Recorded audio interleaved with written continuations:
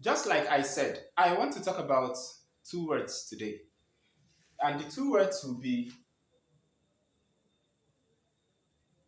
have and has. Despite the fact that I have treated this before, but I want to talk about it again because I noticed that maybe because where the video is very far, people still ask questions as regards the use of these words. And so many people still get confused about where to use has and where to use have. Now, before we talk about this, I want us to refresh our memories about on something. Let us talk about Concord. Now, in grammar aspect of the English language, there is something known as Concord. If you talk about Concord, Concord involves a rule in grammar. It involves a set of rules, rather, guiding the way words are arranged to make sentences. Now, in grammar, under the rules of this concord, you would hear something like that whenever, remember, it is a rule, whenever the subject, that is the first rule, whenever the subject of a sentence is singular, the verb in that sentence should also be singular. When you talk about the subject of a sentence, you are talking about that part of the sentence that you are focusing on. Some textbooks will say the part of the sentence that performs the action. Take a look at this, for instance. When you have something like Simon eats rice, what you have here is the subject of the sentence. So that is what we mean by subject.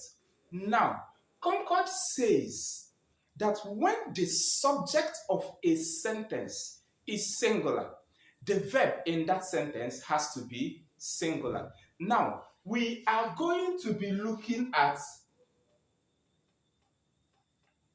singular and plural on the part of verbs. You know, when we talk about singular and plurals under nouns, you add s to words to form their plurals, right?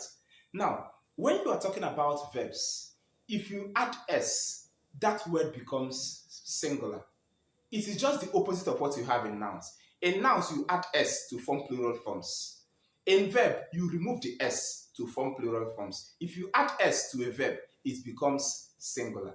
Now, and the rule of concord says that when the subject is singular, the verb has to be singular. That is why you have this here. Simon. This is one person. The subject of this sentence is singular. That is why the it's here has s. This s here indicates that the verb here is in the singular form. It has to agree with the subject. If you have something like they, and you want to use this again, you cannot say they eat rice. No, it has to be they eat because the subject here is plural. Therefore, the verb has to be plural. Understand this. Concord says that when the subject is singular, the verb following it has to be singular. And when it is plural, the verb following it should be plural. However, there are two words that are exceptions. That is to say, wherever you see them, they could be singular or plural. But wherever you see them, you must treat them using plural forms of verbs, of these auxiliary verbs. Rather, plural forms of verbs. Now, let us say that what you have is something like, let's remove these things here. Those two words I am talking about are I and you. These two pronouns, wherever they appear, the verb to follow them, if there has to be, the verb to follow must be in the plural form. You can see I This I points to the speaker at a particular time, and it is singular in nature. But despite this, always remember that it is an exception. Wherever you see it, it has to attract a plural verb. Therefore, you cannot say I eat rice. No, this S has to go because I is an exception. The same thing with you. Whenever you use any of these two words, the verb to follow has to be in the plural form. This is to refresh our memories, our minds on Concord. Now, let us come back to why we are here. Talking about have and has, the simplest thing that you should always have in your mind is that this is singular and this is plural. Just remember it. This is singular, this is plural. Just apply that rule of Concord. Whenever the subject of the sentence is singular, just pick this. Take for instance, Peter dash arrived. Our car dash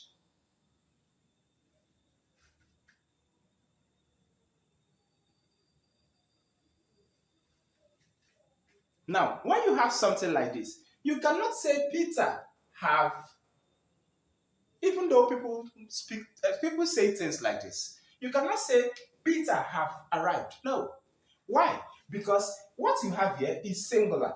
The verb to be here has to be singular. Therefore, what you should have here is Peter has arrived.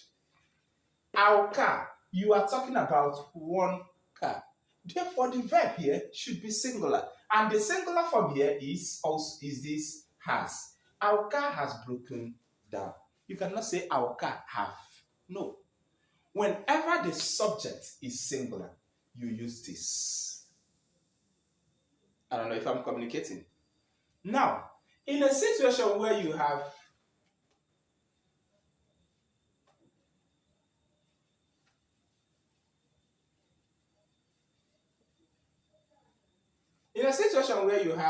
they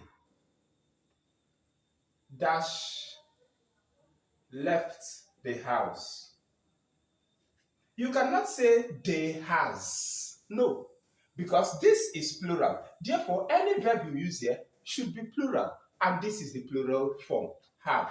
Therefore, what you should have here is they have left the house. In a situation where you have something like Rita and her brother, and there is the need to pick one from this. Considering that you are talking about two persons here, plural, what you should have here should be have. It's as simple as that. Now, apart from this, also remember that whenever you use any of I and you, and there is the need to pick one from here, it has to be this. You cannot say I has. No, you cannot say you has. Whenever you use any of these, what you must have here should be have.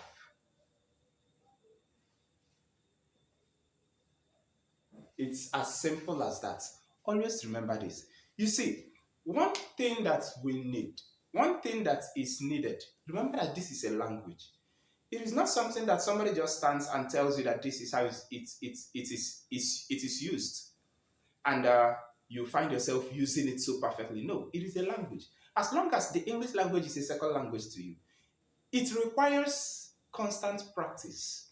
It is the more you make use of it that you will get used to it. Now, when you speak, especially for those of us who ask questions about how they can make use of the English language perfectly, when you speak and make mistake, that does not mean that anything has spoiled. It is with time.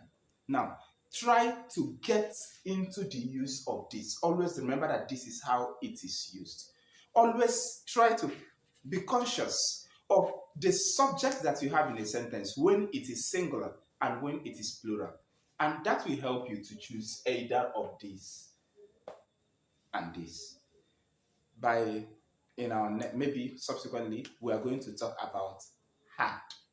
That is the past tense form of the both of them. Remember, the both of them are in the present tense form. Now, we are going to talk about had, the past tense form of them. And this is where we'll be stopping for today. Thank you.